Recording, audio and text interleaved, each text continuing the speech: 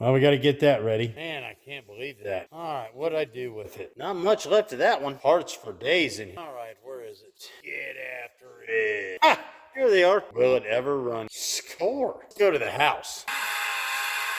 Give me one of everything.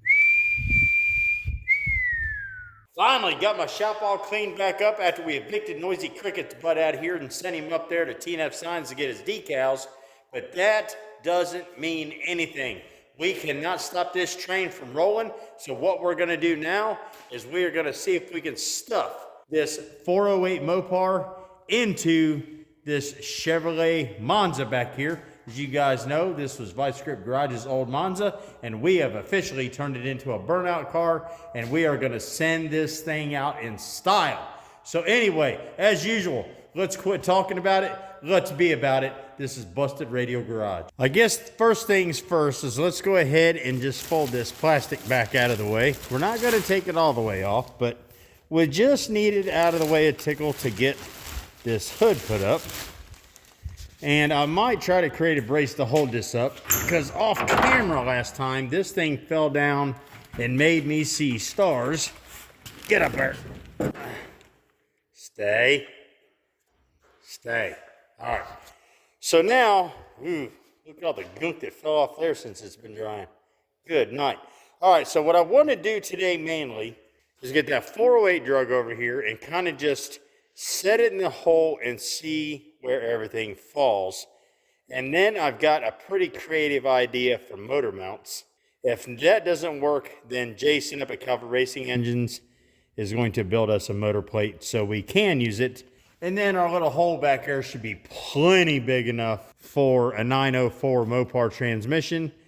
And ultimately, I've got to take that transmission up to Cope Racing Transmissions, which is a channel sponsor right there, and have them recase that, rebuild it, and all that jazz so we can bring it back here and put it on this engine. So anyway, let's get this engine brought over here and see if it'll fit in this hole. Come on, buddy.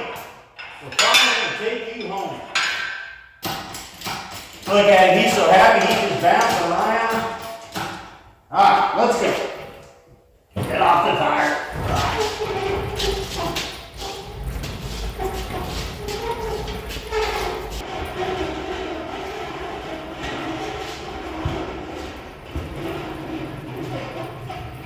Good deal. Let's get all this shrink wrap cut off here so we can see what we got going on. Perfect. I have a feeling we're going to have to do a different oil pan, faux show, but we'll find out here in a second.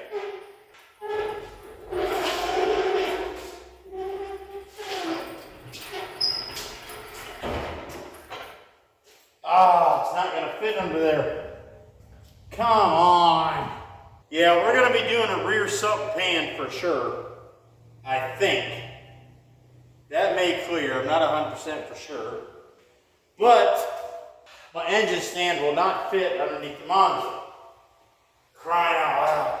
Dang it. I wonder if we can just push him on past it. Well, dang it. Let me see if I can get a jack under here. All right, let's see what we got now.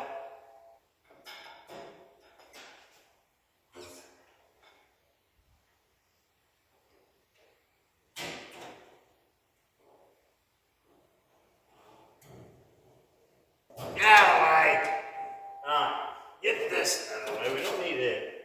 We are definitely gonna be doing a rear sump oil pan for sure. Fairly confident anyway. All right guys, here's where we're at. We've got roughly 8 or 9 inches we can still go back and down. But here is my oil pan hump. It's gonna be close, super close. But we definitely have enough room for a rear sump pan. So that's probably what we're gonna do. But I got one jack over here to hold up and try to get this up high enough to clear my engine hoist under there. So I'm gonna put a jack on the other side if I can find it. So let's take this jack over and put it on the other side and see if we can get that up high enough to clear the engine hoist. Come on, let's just grab onto something here. Doesn't matter what, just get a bite on something. All right, now, hopefully this engine hoist will clear now. Oh yeah, now we're money. All right, let's let him down a little bit more and see what we got. We got to move the engine over. I'm catching the brake line, come on. Get off there. Yeah, we're gonna have to definitely get a different pan for sure, because we've still got to go down 4 inches or better. All right, let me get you in here. So we still need to go down probably, I would venture to say 6 inches further down, but our oil pan is already hitting our cross members. So we need to get this swapped over to a rear sump pan, and then we're gonna be able to go down, shoot as far as we pretty much want. My only concern is for one, is the oil pan gonna hit the ground? 2, I really don't think this is going to be an issue. We're only putting a 904 in here. So the 904, that tunnel is plenty big enough. Plenty big enough. Other than that, we should have enough room for headers. We're just going to run, stacks. Unless I would really like to run the exhaust out like it was when Derek had it. Just, 1 or 2 pipes, maybe just 1 pipe out by the driver's door. Probably going to push it out by the passenger door because I'm never going to go in and out of there. So we got that sound, you know what I mean? But other than that, we should be in there. Might have a little issue here because of the steering column, but we'll just have to see what it looks like when it gets down in there. But anyway, might have a little issue here, but we can still go back about 4 inches, which would get our motor mount back to about right here. So we're definitely going to need an engine plate or a motor plate, unless I can be creative and create something here, or just run a ratchet strap around the whole engine and just do it that way. But we should have enough room for all of our drives, alternator, water pump, all that jazz. It's going to go back to just normal stuff until we get this broke in, and then we'll switch everything over to a blower. As you guys know, I don't break in the engines with a blower. I didn't do it with Homer. I'm not going to do it with the Monza. We'll break it in with just a regular Autobrock carb, maybe do 1 or 2 runs on it, then switch over to the blower once everything's broke in. And then like last time, we'll give the intake away and the carburetor away and all that jazz, kind of like we did with Homer's. But to be honest with you, I'm tickled to death with that. That looks cool. So let me fiddle fart around here a few more minutes, get some measurements, kind of figure everything out, and I'll be back with you. But I mean, it really isn't that bad in there. We just got to get through some of the stuff. Cool. All right, guys, it's been a few minutes. I went ahead and took some measurements and all that jazz. Got me kind of a parts list to go up to Summit and order. But, I'm going to get me a rear sump pan, all the jazz to make that work. I'm going to go ahead and order a new water pump, alternator, a 1-wire, all the fittings, bolts, and all that crap I need to make this work. New Edelbrock carb, new distributor, the whole smash is what I'm saying. I'm just going to go to Summit and say, give me one of everything, right? Kind of like what we do with all the other crap I build around here.